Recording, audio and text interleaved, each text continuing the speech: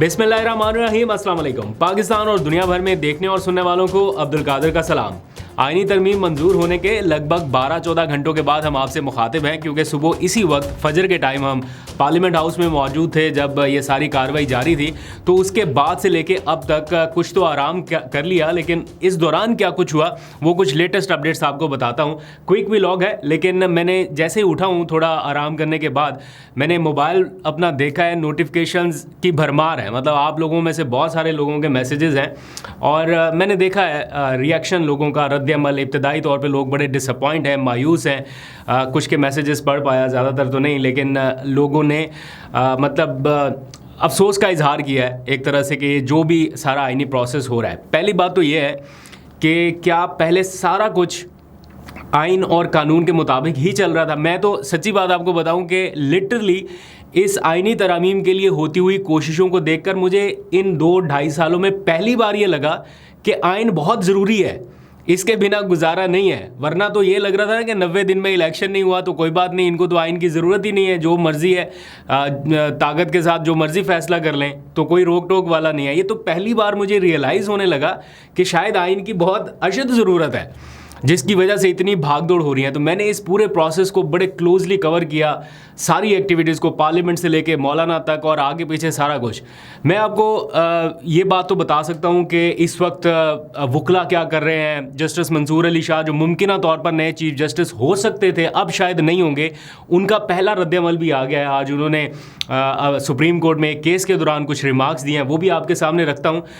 उधर से हामिद खान ग्रुप, उधर से बैरिस्टर अली ज़फ़र, फिर बाकी लॉयर्स, फिर पीटीआई, ये सारे लोग क्या कर रहे हैं? देखिए, पहली बात तो ये कि ये जो कुछ भी हुआ इसकी सारी की सारी रिस्पॉन्सिबिलिटी किसी लॉयर्स के ऊपर, किसी लॉयर्स के एक ग्रुप के ऊपर, किसी एक सियासी जमात के ऊपर, कि पीटीआई ही सारा कुछ कर लेगी या वही रिस्पॉन्सिबल है ये इन चीज़ों को सेट करने की। तो ये हर किसी का इंडिविजुअल अपना अपना किरदार है। एज ए नेशन हम अपनी जुडिशरी को लेट डाउन होते देख रहे हैं, इस टाइम कमज़ोर होते देख रहे हैं। बहरहाल, अब जो प्रोसेस शुरू हुआ, बहुत सारे लोग आपको कहेंगे कि वो वकला उठ खड़े हुए तो ये हो गया तो वो हो गया, कल ही कुछ होने लगा है, ये स्ट्राइक डाउन हो जाएंगी तरमीम और ये सब कुछ हो जाएगा। ये आइनी तरमीम है, ये कोई सिंपल कानून साजी नहीं है, आइनी तरमीम है जिसको चैलेंज भी किया जा सकता है या नहीं, ये भी इटसेल्फ एक क्वेश्चन है। वकला की तहरीक अपने तौर पर है, ये सारी एक्टिविटीज़ रहेंगी, लेकिन इसमें वक्त लगेगा। ये तरमीम हो सकता है रिवर्स हो जाए, लेकिन ये तरमीम रिवर्स करने के लिए भी शायद किसी अलग तरमीम की ज़रूरत पड़े।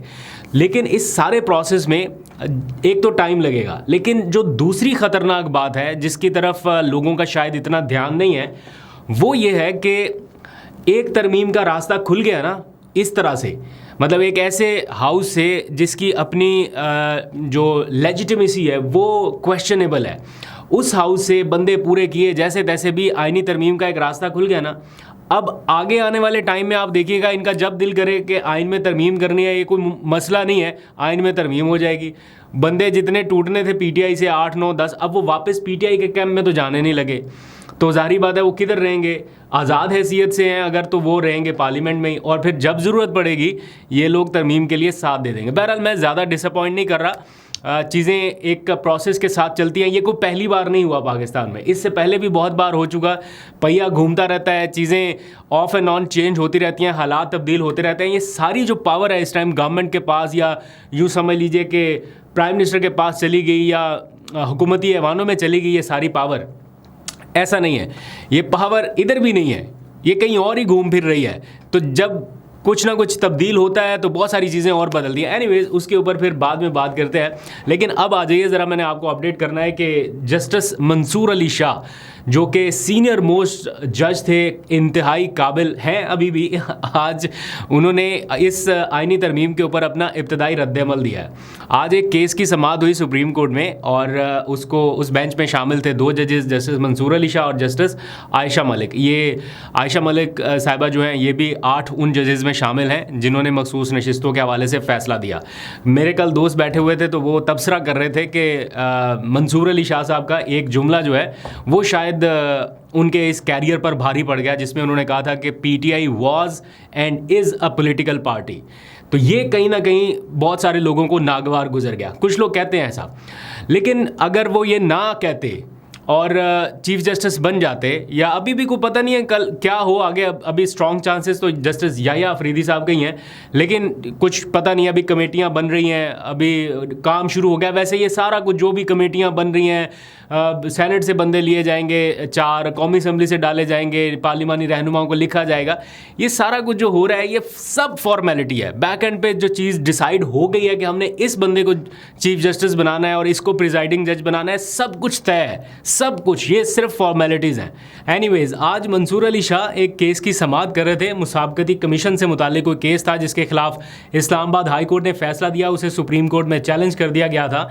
तो फ़रूक नसीम जो MQM की से ताल्लुक़ रखते हैं वो वकील थे उस केस में।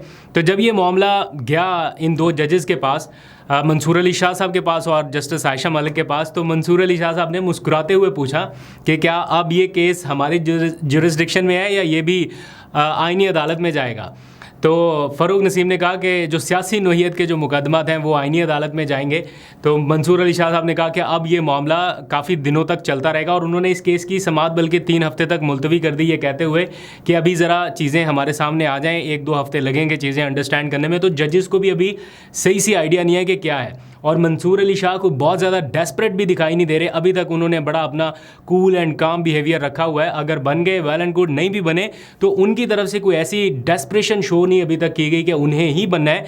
जैसे समटाइम्स होता है ना कि अंदर ही अंदर कोई ऐसी चालें चलना शुरू हो जाएं कि कोई इधर से लेटर लिख दिया, कोई उधर से ख़त लिख दिया, सिवाय मखसूस नशिस्तों का फ़ैसला देने के हवाले से या उसकी वजाहत के हवाले से जो कि हक़ पर मबनी फ़ैसला था, उसके अलावा मंसूर अली शाह साहब ने अभी तक कोई ऐसा इकदाम नहीं किया जिससे ये लगे कि वो बहुत डेस्परेट हैं, बल्कि कूल एंड काम थे। जस्टिस आयशा मलिक ने भी कहा कि चलें अब आप जाने और आपकी आईनी अदालत जाने।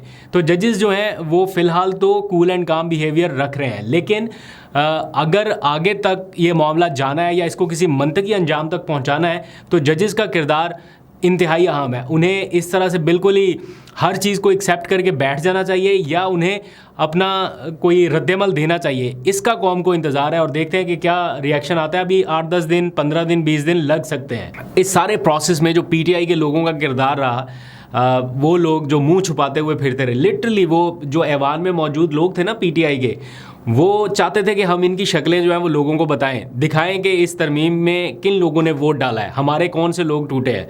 तो वो जब लोग PTI वाले जो है ना वो हम तो लॉबीज़ में बैठे थे तो अंदर से एक हद तक ही नज़र आता है, ज़्यादा नहीं देख सकते, मोबाइल नहीं निकाल सकते। तो जो PTI के अंदर लोग बैठे थे उन्होंने सारे लोग अपने पहचान करके लिस्टें विस्टें बना के बताना शुरू कर दिया बाकी लोगों को कि जनाब ये लोग ऐवान में हैं।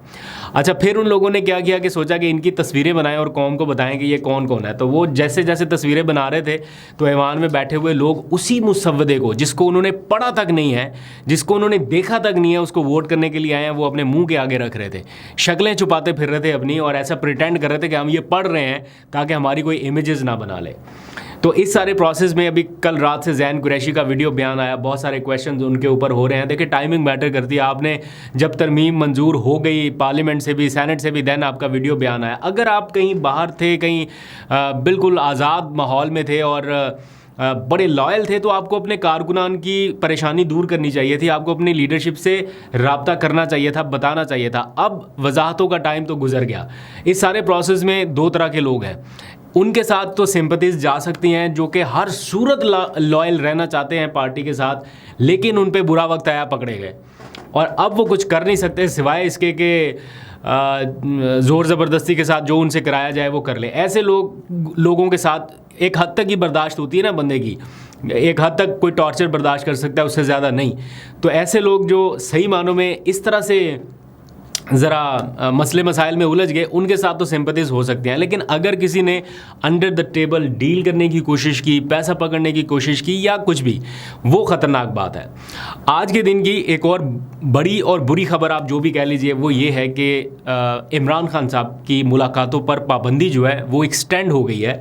और ज़राए के मुताबिक ऐसी खबरें आ रही हैं अडयाला जेल से कि जो पाबंदी आज ख़त्म होना थी उसको बढ़ा दिया गया है ताहुक्म सानी, यानी कोई फर्दर डेट भी नहीं बताएगी कि किस डेट तक ये पाबंदी बढ़ेगी और कब तक बढ़ेगी, ये भी नहीं बताया गया। अनआइडेंटिफाइड टाइम पीरियड तक के लिए ये पाबंदी बढ़ा दी गई है। तो ये असल मसला इस टाइम पाकिस्तानियों का ये होना चाहिए। ये आईनी तरमीम वाला तो इशू है ही है, लेकिन इस टाइम ये जो इनकम्युनिकाडो वाली सिचुएशन है इमरान खान साहब की, ये पीटीआई के वर्कर्स का असल इशू होना चाहिए, बजाय इसके कि उसमें उलझें। जो स्ट्रैटेजी है, जो पॉलिटिकल आपका सारा मामला है, वो इसके गिर्द रिवॉल्व करना चाहिए। मेरे जहन में एक क्वेश्चन है, मैं उसके बारे में खोज लगा रहा हूँ, लेकिन अभी तक मैं सवाल का जवाब जान नहीं पाया। कोशिश करूँगा, मुझे मिला तो आपको बताऊँ। ये पीटीआई के जितने लोग गायब हुए, इनके बारे में पीटीआई ने शोर शराबा क्यों नहीं किया अभी तक? ये 9-10 लोग जो हैं, ये कहीं इधर उधर थे। हमें ज़राए से तो पता चल रहा था कि भाई इन लोगों से रब्ता हमारा नहीं हो रहा। ऑफिशियल ज़राए से बताया जा रहा था, कंफर्म्ड ज़राए से, कि ये लोग जो हैं ये शायद कंप्रोमाइज़ हैं, इनसे हमारा रब्ता नहीं हो रहा। लेकिन जब तक वोटिंग हो नहीं गई, तब तक पीटीआई ने कोई प्रेस कॉन्फ्रेंस करके इनके नाम मीडिया पे जारी क्यों नहीं किए? पीटीआई ने खुद प्रेस रिलीज़ में क्यों नहीं बताया कि ये लोग हैं जो हमारे साथ राब्ते में नहीं है, अगर ये वोट डालें तो समझ लीजिए कि इनके साथ ज़ोर ज़बरदस्ती हुई है। लेकिन पीटीआई ने कोई ऑफिशियल क्लेम नहीं किया, लेकिन ज़राए के नाम पे सब जगह पे ये सारा कुछ चल रहा था। तो कुछ ना कुछ तो फिशी है, लेकिन इसके बारे में फ़र्दर अपडेट्स हासिल करेंगे तो आपको बताएंगे। लेकिन इस सारी सूरत हाल के दौरान जो एक और इससे थोड़ी सी मिलती जुलती बुरी खबर है वो ये, क्योंकि दिन ही ऐसा है, क्या करें, अब खबरें भी आपको बतानी है, लेकिन थोड़ा जहर निकाल के अली अमीन गंडापुर साहब जो हैं, उन्होंने इस पूरे रीसेंट एपिसोड के बाद जब वो इस्लामाबाद आए वापस गए, उसके बाद से वो अभी तक इस्लामाबाद नहीं आ पाए। इसलिए क्योंकि एक तो उन्होंने आईजी इस्लामाबाद को खुलेआम वो कह दिया, काफ़ी कुछ कह दिया। दूसरा, उनके ऊपर 12 मुकदमात हो गए। तीसरा, नाकाबिल ज़मानत वारंट गिरफ्तारी जारी हुए, वो उन वारंट्स की तामील के लिए इस्लामाबाद आए नहीं, दहशतगर्दी के मुकदमात हैं। और आज उनकी अदम पेशी पर उनको इश्तिहारी करार देने की कार्रवाई का आगाज़ किया जा रहा है।